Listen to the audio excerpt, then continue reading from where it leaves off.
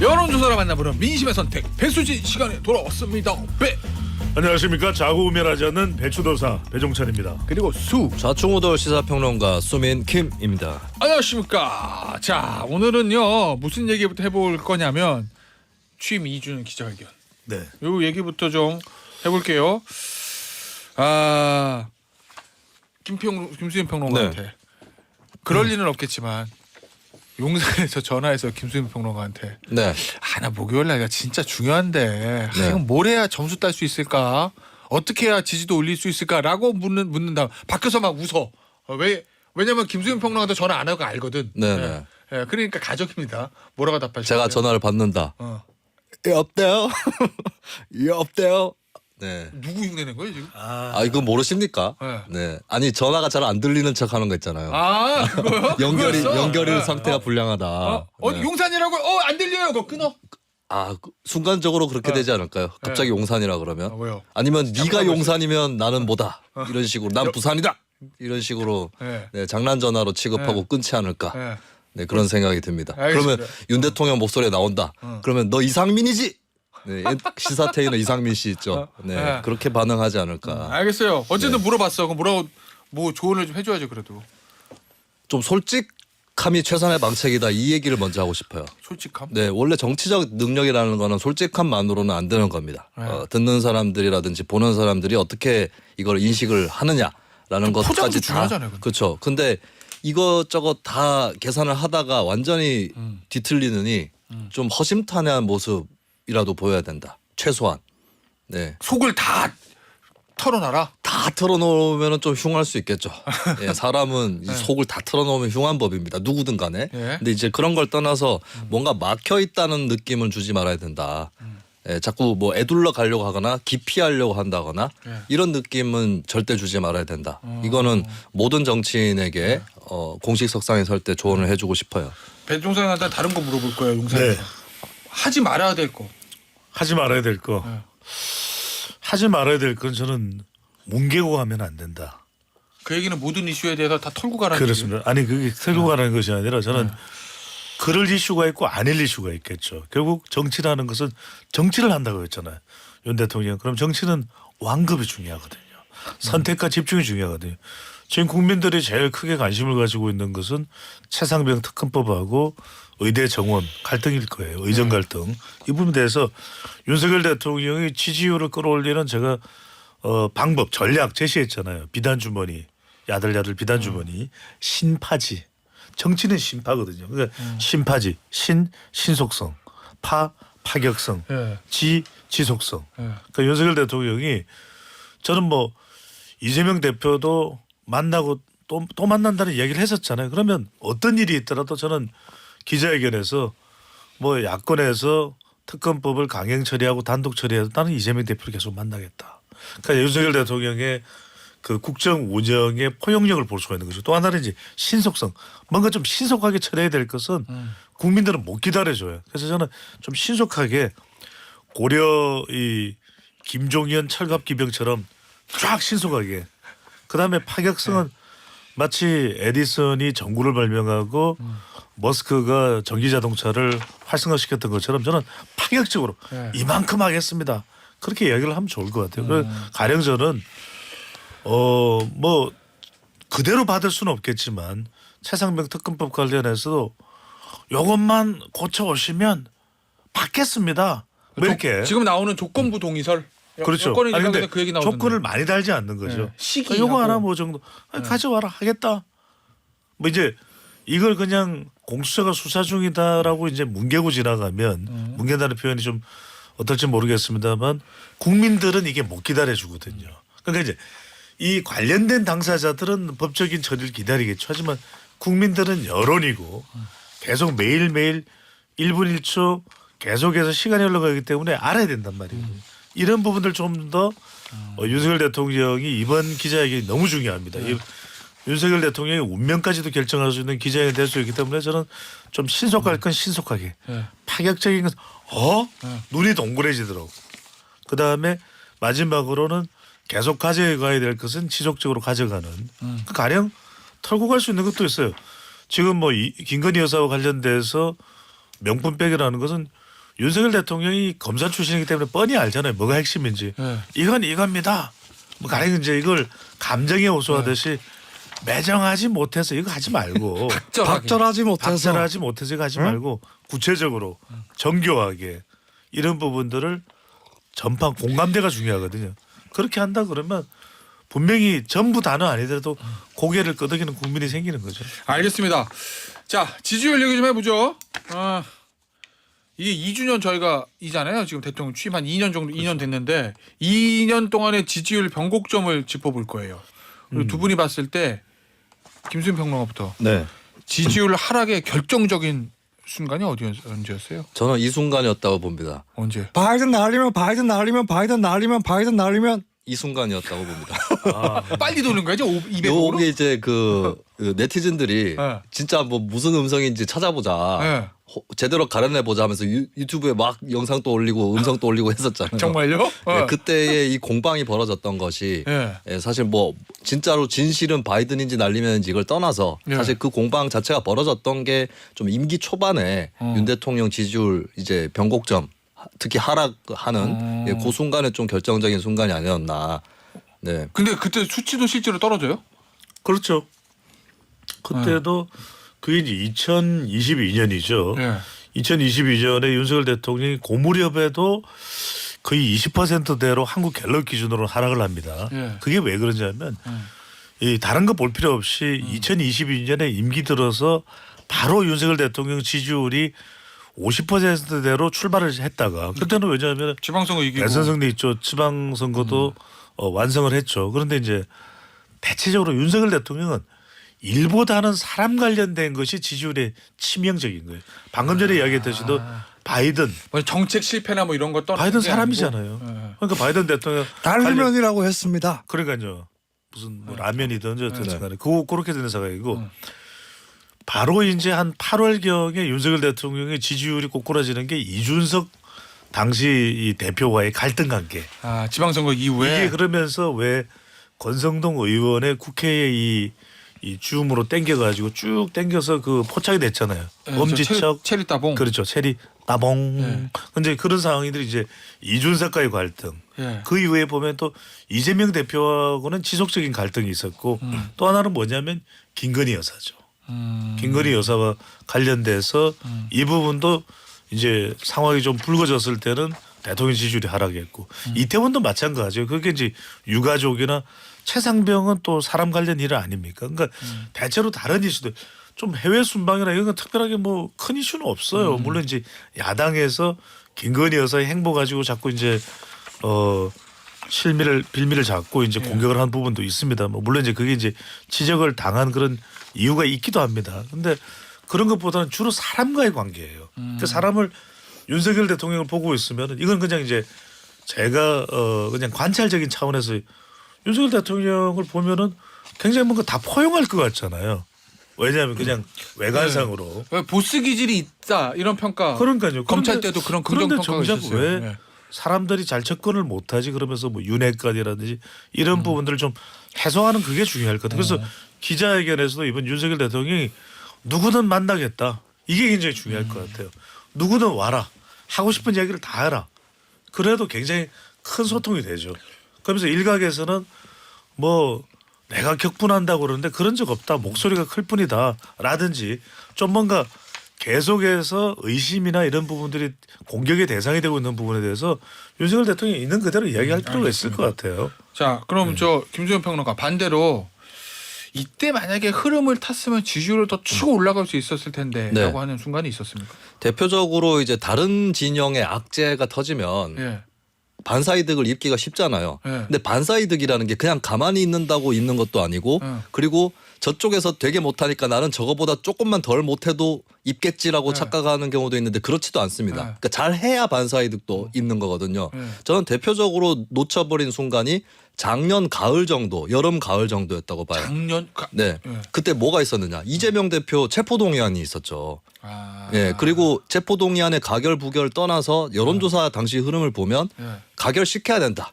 심지어 한국갤럽에서는 구속 가지고 여론조사를 했는데 구속시켜야 된다가 조금 더 높게 나왔어요. 그러면 이거는 국민의힘이나 윤석열 대통령한테는 일단은 호조건입니다.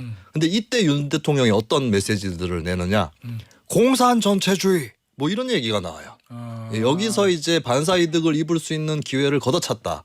공산 전체주의라고 얘기를 해버리면 예를 들면 민주당을 이재명 대표라든지 민주당을 지난 대선 때 지지한 표가 한 1,600만 표 정도 됩니다. 예. 윤 대통령 지지한 표보다 0.73%포인트 더 적을 뿐이에요. 근데 그 지지층, 그 국민들한테는 어떤 메시지가 되느냐. 예. 공산 전체주의를 지지한 세력이 돼버리는 거죠. 그렇죠. 그렇게 돼버리는 거잖아요. 그러면 이거는 이제 국민들을 분열시키는 것이고 사실은 국민의힘 지지층 일각의 입장에서 봐도 왜 저런 얘기를 할까? 예. 나도 저렇게까지는 얘기하고 싶지 않은데 이렇게 돼버리면은 이제 윤 대통령도 어떤 민주당 위기에 따른 반사이득을 입는 걸 오히려 밀어내버린 것이었죠. 소위 그런 말하면 이념적인 메시지가 나가는 걸 원한 사람은 별로 없었습니다. 물 들어올 때 노전 연다고 그때 야당은 저게 대표의 사법 리스크로 저렇게 자중질환인데 집권 여당은 민생을 챙기겠습니다. 그렇죠. 정부는 뭐 이렇게 갔어야 된다는 굳이 말씀이구나. 이재명 대표나 이쪽 민주당을 이념적으로 공격 안 해도 되는 타이밍이었어요. 저쪽에 위기가 크기 예, 때문에. 예, 예. 그러면은 나는 이제 뭐 저런 거 신경 안 쓰고 예.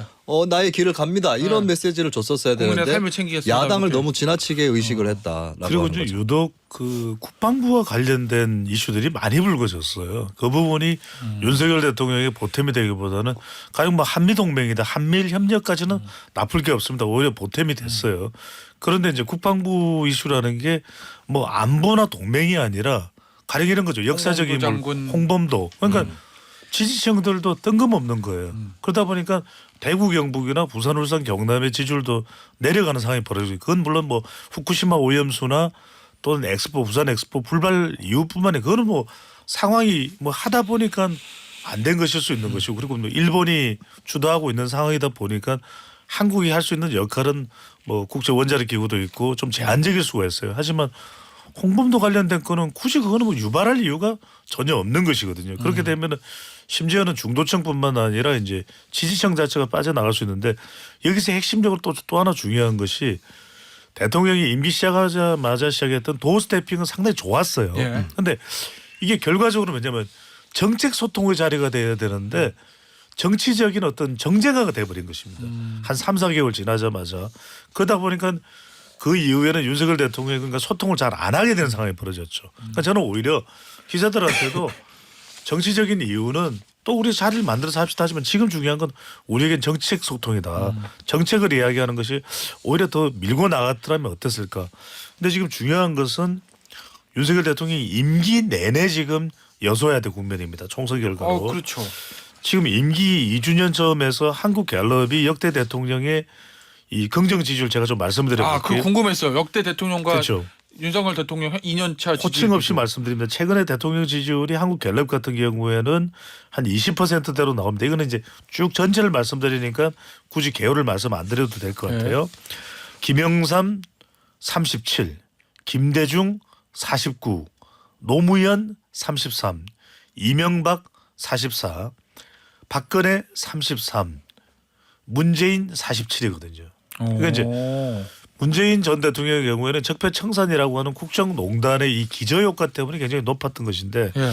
저는 주목해볼 사람이 DJ와 MB예요. 그런데 MB는 예. 사실을 지금 역대 대통령 평가는 그렇게 높지 않잖아요. 예. 왜 이게 중요하냐면 그러니까 왜냐하면 제가 그거 질문 드리려고 그러는데 이명박 당시 대통령이 집권 초반에 그 강우병 사태도 광우병 있었죠. 사태로 굉장히 꺾였잖아요 지지율이. 그런데 이때 치고 올라간 거잖아요. 2010년에 지금 이게 2월달 조사거든. 2010년에 3월달에 무슨 일이 생깁니까?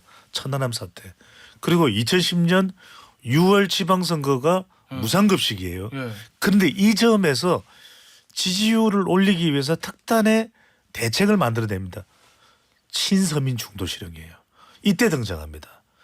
그러면서 지방선거로 흔들림에도 불구하고 친서민 중도실형으로 밀고 갔더니 지지율이 50% 이상까지 올라가는 그 이후에 이 이후에 올라가는 결과가 나와요. 그러니까 무슨 이야기냐면 지금도 윤석열 대통령이 방어에만 급급하면 안 됩니다.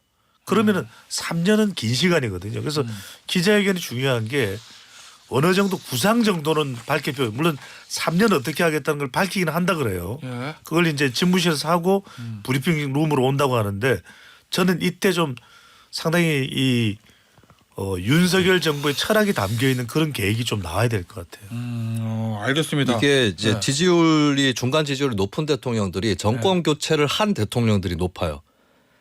그 정권 교체 기대감이 있어서 그렇고. 정권 재창출을 한 대통령보다 예. 왜냐하면 정권 그러네. 재창출을 한 대통령들은 앞선 정권에서부터 쌓여 있는 피로감들을 물려봤거든요. 김영삼, 노무현, 박근혜 이 세 명의 대통령이 그런 케이스고 다 30%대예요. 그렇습니다. 그리고 김대중, 이명박, 문재인이 높아요. 40%. 왜냐하면 이 사람들은 이제 자기 손으로 정권을 교체를 한 대통령이라서 기대감들이 살아 있는 건데 근데 이 부분에서 윤 대통령이 좀 뼈아픈 데가 있는 거죠. 네. 윤 대통령도 정권 교체를 한 대통령이잖아요. 네. 근데 그거 치고는 지지율이 좀 낮은 편이다라고 어. 하는 부분이 있고 네. 그다음에 이명박 전 대통령 사례는 그 윤 대통령이 배워야 될 부분이 있고 배우지 말아야 될 부분이 있어요. 배워야 될 부분은 배종찬 수장님이 잘 설명해 주셨어요. 친서민 중도 실용이다. 이건 배워야 될 대통령이고 근데 배우지 말아야 될 거는 자 그럼에도 이명박 전 대통령이 임기 중반 지지율이 선방을 했는데도 지방선거에서 결과가 여의치 않았거든요. 예. 그건 왜 그렇느냐. 반대층이 너무 공고해져서 예, 지지층도 제법 있지만 반대층이 공고해졌기 때문에 그걸 허물지 못한 거죠. 그러니까 윤 대통령도 사실 지지율이 초창기부터 많이 내려갔던 게 대선 때 이미 많이 반대층들이 공고화돼 있었거든요. 예, 그 부분들을 이겨내지 못한 부분이 있기 때문에 예, 그런 것들은 좀 신경을 써야 된다. 예. 그러니까 이 친서민 중도실형이라는 것도 중도로 나가면서 이 이명박 대통령도 MB 정부도 정권을 다시 본인도 재창출했잖아요. 네. 박근혜 정권이 탄생했잖아요. 김대중 대통령도 본인이 중도층으로 넓혀놨더니 정권을 또 노무현 정권까지 이어졌잖아요. 그러니까 이게 중요한 것은 지금 윤석열 대통령도 중도를 어떻게 하면은 좀 더 유입을 하냐. 그래야 지지율이 올라가면서 여소야대 국면에서 이제 믿을 건 지지율밖에 없어요. 우리 이제 배수진 시간에 배종찬 소장이 윤석열 대통령 지지율 올랐다 이러면 윤 대통령은 잘 되는 것이거든. 알겠습니다. 그러니까 그걸 만들어내는 게 필요한 겁니다. 자, 알겠습니다. 민주당 얘기 좀 해보죠. 나경원 당선인이 얼마 전에 나경원 전 의원 이런 얘기를 하더라고요. 인터뷰에서 용산 대통령 따로, 여의도 대통령 따로 있는 전국이다. 그냥 그 정도로 이제 민주당이 의석수 많이 가지고 있는 그 상황을 얘기한 것 같은데, 자 그런데 민주당이 압도적으로 의석수 많이 가지고 있잖아요. 총선 대승했고, 네. 그런데 지지율에서는 국민의힘에 일부 밀리고 있는 상황도 있어요. 이거는 왜 이렇다고 보세요? 의석수와 지지율의 괴리. 조국 혁신당 효과겠죠. 뭐 글로 많이 뺏겨서? 예, 지지율이 분산돼 있기 때문에 예. 예, 그렇기 때문에 국민의힘하고 비슷해 보이는 거다. 이 리얼미터 조사를 보면 이거 개요 일단 불러드려야 되나요? 예. 예, 에너지경제신문이 의뢰해서 리얼미터가 조사를 했는데 4월 29일부터 5월 3일까지 무선 97%, 유선 3% 자동응답 조사로 실시가 됐습니다. 예. 여기에 보면은 이제 민주당이 36.1%, 국민의힘이 32.1%거든요. 근데 조국혁신당이 13.4%예요. 예. 근데 지난 총선 때도 보면 비례대표 투표율에서 민주당하고 민주연합이었죠 그때는. 네. 조국혁신당 합쳐서 한 50% 정도 나왔잖아요. 근데 이번에도 보면 36 더하기 13 하면은 대략 50 가까이 나옵니다. 네. 이게 조국혁신당으로 이게 분산된 것이지 지금 현재 결코 양쪽 간의 세력의 그 지지율이 비슷하다고 보기는 어려울 것 같습니다. 저는 좀 다르게 봐요. 왜냐하면 그러면 4년 전에는 압승을 했잖아요. 민주당이. 그때는 무려 지지율이 한 50% 이상으로 올라가는 그런 결과가 나왔어요. 리얼미터 조사에서. 그러면은 그건 이제 찾아보시면 되는 거고 이제 이전 선거 지나간 거니까. 근데 저는 세 가지 이유 시간이 없으니까 첫 번째는 소선거구제다. 많이 당선이 되긴 됐지만 조금씩 한 표라도 많아서 민주당이 당선된 결과고 이건 민주당의 압도적인 승리의 메시지가 아니라 윤석열 정부에 대한 경고다. 세 번째는 지지율이 이렇다는 것은 유권자들은 지금부터 다시 평가하겠다. 그 의미가 분명하기 때문에 민주당이 주는 메시지는 뭐냐면 마음대로 하라는 뜻 아니다. 특검만 하라는 것이 아니라 우선적으로는 민생이다. 이런 메시지를 저는 주는 지지율의 결과라고 봐요. 차기 대선의 경쟁은 제로 베이스에서 다시 시작한다. 원점부터죠. 네. 맞습니까? 뭐 그렇다고 봐야죠. 네. 그리고 이기는 쪽이 승자가 독배를 마시는 부분이 있거든요. 네. 그렇기 때문에 이긴 쪽도 안심할 수 없다. 이재명 대표가 또 누구보다 그걸 잘 알고 있을 거라고 봅니다. 알겠습니다. 오늘 배수진 시간 여기서 마무리하도록 할게요. 배종찬 소장, 김수민 평론가였습니다. 감사합니다. 네, 고맙습니다. 감사합니다.